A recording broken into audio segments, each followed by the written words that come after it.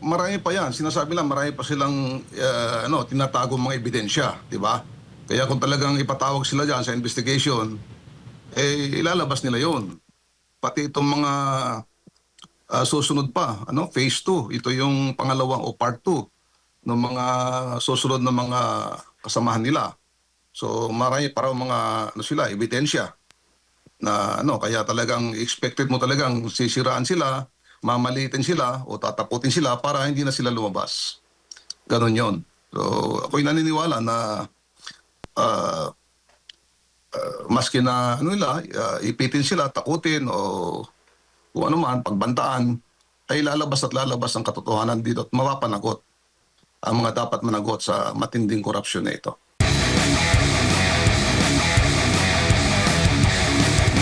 Nakikita nyo po ba yung similarity sa sinapit ni Master Sergeant Guteza na kinwestiyon agad yung notaryo lang sa kabila po ng panunumpa niya sa harap po ng mga senador. Dito naman po sa senaryo naman na ginawa po nito mga dating nasa military na pamamaraan sa pag-discredit din po sa kanila, General. Totoo yan, kaya na-foresee na nila yan na i-discredit sila Kaya ang ginawa ni Attorney Levy Baligod base sa aming informasyon ay pinirmahan nila yan na sabay-sabay, kasabay yung notary public, yung lawyer, kasaka yung mga bishop na nagtitestify na pumirma rin, na sinecertify nila na ito yung ginawa nila, itong mga pag-testimony na ganito, paglalahad, ay ginawa nila ng free will nila, walang coercion, walang intimidation, parang ganon. Para lang maiwasan yung mga issue na peke yung notaryo, peke yung signature, parang ganon. So, hindi mangyayari yung ngayon dahil may mga witnesses na sa notary mismo. Opo. Ano po ang inyong reaction po dito po sa treatment, lalo na sa side po ng gobyerno? Kasi naalala natin, ang Pangulong Bongbong Marcos ay humingi ng tulong sa publiko, tulungan siya na maisiwalat, at kung may alam ang publiko na issue ng korupsyon, lalo na related din dito sa flood control projects, ay agad na makipag-ugnayan. Yet, ito po, form po ng pagpapahayag na meron silang alam na ganito, ito yung mga nakinabang. Ang nangyari, dinidiscredit agad at nabanggit nga ng palasyo na pinauubayan na nila sa NBI at PNP para makasuhan dahil sa sinasabi nila na fake news ito. Paano ngayon natin ang treatment natin or pagtugon dito na pag sa side ng gobyerno hindi fake news, pag outside sa gobyerno fake news agad, lalo na kung ang matatamaan ay gobyerno, General? Yeah, totoo yan dahil kung ikaw yung tatamaan mismo, siyempre ayaw mong, di ba? May turo ka o makusahan ka o sabihin may nag-testify kontra sa'yo na tumanggap ka ng pera. Normal reaction yun So, sabi nga ni Attorney Baligo doon sa press conference nila, meron siyang konting paniniwala na konti lang naman, na-actionan ng ombudsman yung kanilang complaint na ifa-file ngayon.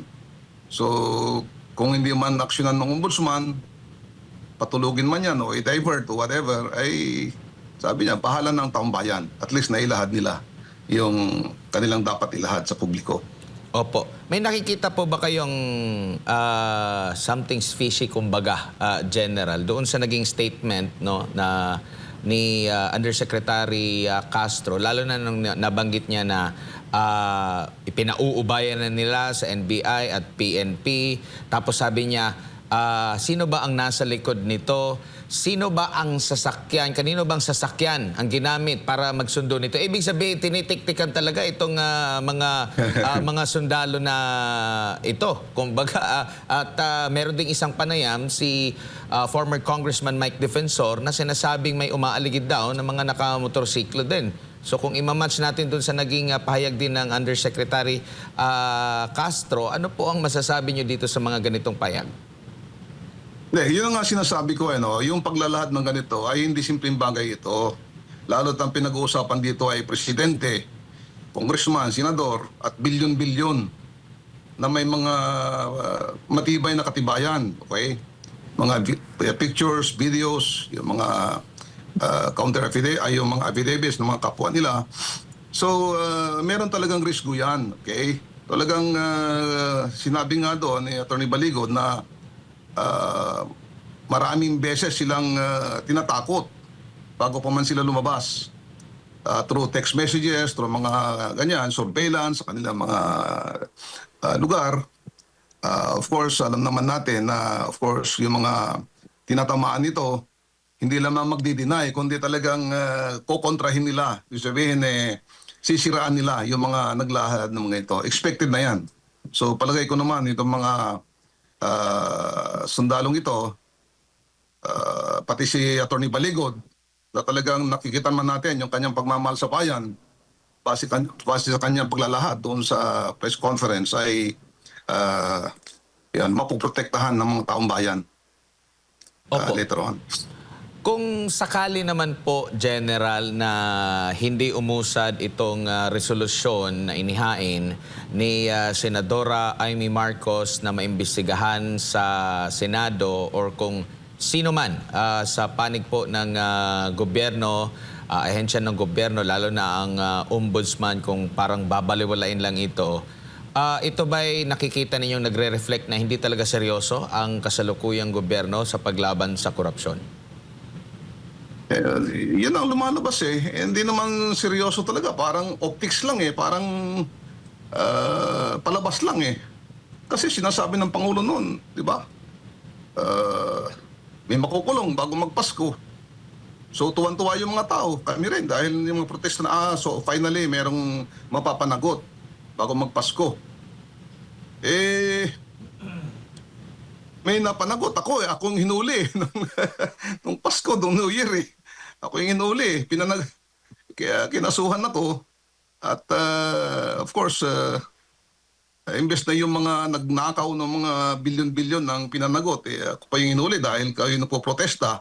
Ako yung naglalahad ng katotohanan ng pagnanakaw na yan. Ganun ba? So, hindi lang nakakabahala. Ito ay isang paglapastangan sa ating, minamahal na bayan.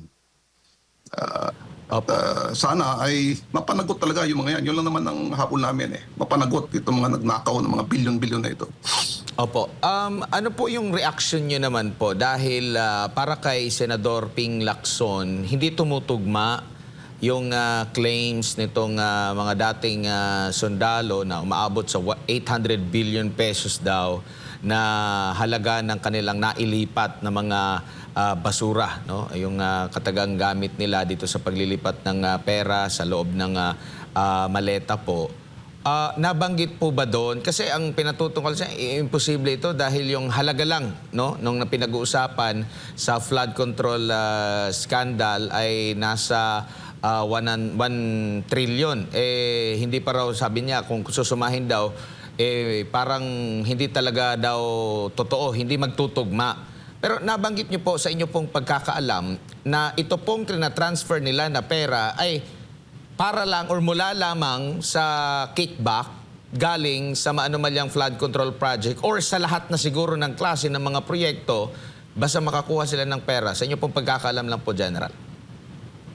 Hindi, ang base sa paglalahad nila, hindi na lang isang taon ito maraming taon. Kung ang nag-umpisa pa yata, 2023, kung hindi ako nagkakamali doon sa kanilang disclosure. So, hindi naman nila alam kung DPWH lang yan o hindi. Kasi ang sinasabi nga nila, meron dyan, matitindi pala, mas matitindi.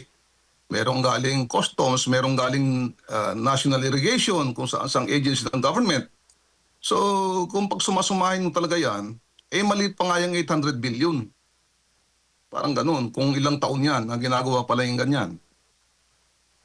Opo, and sa tindi rin po ng kanilang mga alegasyon at meron din silang inihayag. Kumbaga, kung babasahin niyo po yung kanilang affidavit, hindi lang ata yung mga larawan na nakalagay doon, yung kanilang hawak-hawak na mga ebidensya, meron pang sinasabing mga videos at iba pa. So, Karapat-dapat lang talaga ito na pagbigyan ng pansin, considering sa numbers din nila, yun ngang mga nagpahayag ng sinasabi mga testimonya, nakatakip ang mukha sa Senado, pinagbigyan nga na makapagsalita doon po. General, your thoughts on this? Kaya nga, marami pa yan. Sinasabi lang, marami pa silang tinatago mga ebidensya, di ba? Kaya kung talagang ipatawag sila dyan sa investigation, ilalabas nila yon. Pati itong mga susunod pa, phase 2. Ito yung pangalawang o part 2 ng mga susunod na mga kasamahan nila. So marami para mga ebidensya na kaya talagang expected mo talagang sisiraan sila, mamalitin sila o tataputin sila para hindi na sila lumabas. Ganon yon. So ako'y naniniwala na maski na ipitin sila, takutin o kung ano man, pagbantaan, ay lalabas at lalabas ang katotohanan dito at mapapanagot ang mga dapat managot sa matinding korupsyon na ito. Opo. General, siguro inyo pong mensahe ulit sa ating mga kababayan nanonood po sa mga oras na ito. Huling mensahe po ninyo, General. Okay, mga kababayan, alam naman natin ano nangyayari sa ating mahal na inang bayan. Umiiyak po yung ating mahal na bayan. Nangangailangan po ng tulong natin. Panagutin po natin itong mga nagwaldas ng pera, nagnakaw, nag-traidor sa mga pagtitiwala natin. Tulungan natin itong mga sundalo na ganito, naglalahad. Suportahan natin sila. Kung meron pang iba dyan na gustong maglahad din, wag ho kayong matakot at yung mga taong bayan na katulad namin ay sumusuporta po sa inyo. Mahal po natin ang ating bayan, kaya ito yung panawagan ko po sa inyo, magsama-sama po tayo para naman ay guminhawa yung buhay ng ating mga kababayan, mapanagot yung dapat mapanagot. Para yung mga pera na supposed to be ay mapunta sa atin, ay mapunta talaga sa serbisyo sa atin, mga mamamayan. Lalo na yung mga maliliit, hindi doon sa mga pulsa ng mga matataas na pinuno na yan, ng gobyerno at ng kanilang mga pamilya.